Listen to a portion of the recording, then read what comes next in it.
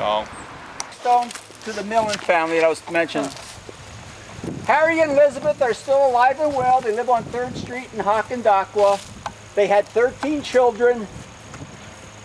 Matt was right in the middle. And it was a 2-bedroom house. And I used to live like five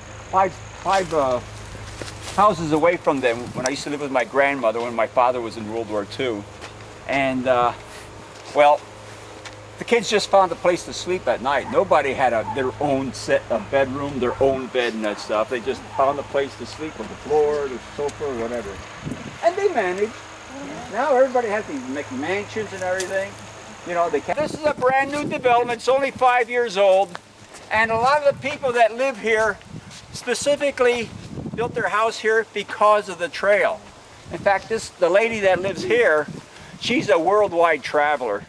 And she had some friends here, and she got on the trail, and she's a jogger. She liked it so much that she moved from Jersey over to here. And this is her house.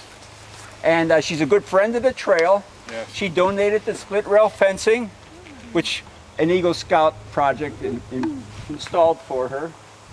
And she always takes part in our activities. She was with us in the parade distributing candy to the kids. Helps with the cleanups when we do our weekend cleanups, cutting brush and that kinds of things. This is Tate. They did the same thing that Millen did. They donated that land to Whitehall Township. And again, that's a buffer between the trail and the creek. In addition, Dr. Tate owned all this land. He sold it to a developer. So, you know, he had some taxes to pay. But it was a win-win for him because this donation over here is a tax write-off. So that helped with his taxes.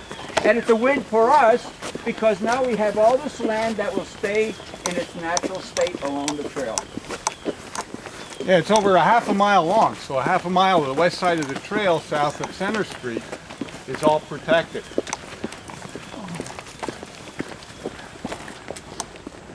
Again, we have a stone and a commemorative plaque here for Dr. and Mrs. Tate.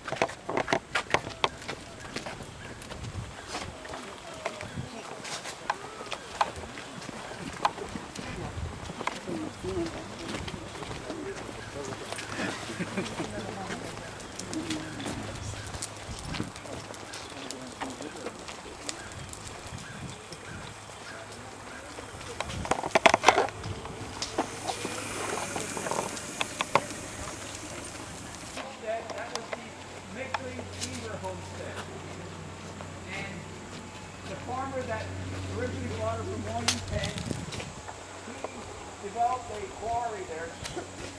He went to build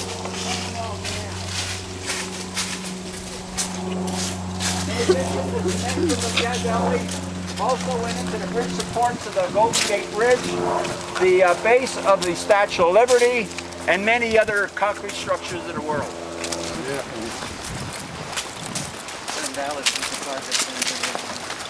Okay, we'll be crossing the Copley Creek again. This is one of the original bridges that the railroad built. It was built to last. It's the arch bridge, the strongest structural bridge you can build. We used to have an arch bridge across Lehigh Street also, but it was too low and it created traffic problems. Bob's going to tell you about the new bridge. Right, the Ironton Rail Trail Commission is made up of the communities of Whitehall, North Whitehall, and the borough of Copley. Each municipality is responsible for appointing members to serve from their community on the Rail Trail Commission. The Rail Trail Commission's goal is to administer, operate, and maintain the trail. Since the inception of the trail, we've spent about $1.3 million on the infrastructure, paving the trail, putting in the trailhead, the bridge, and so forth. Originally, this bridge was going to be a footbridge, and it would have cost us about $30,000 to $60,000.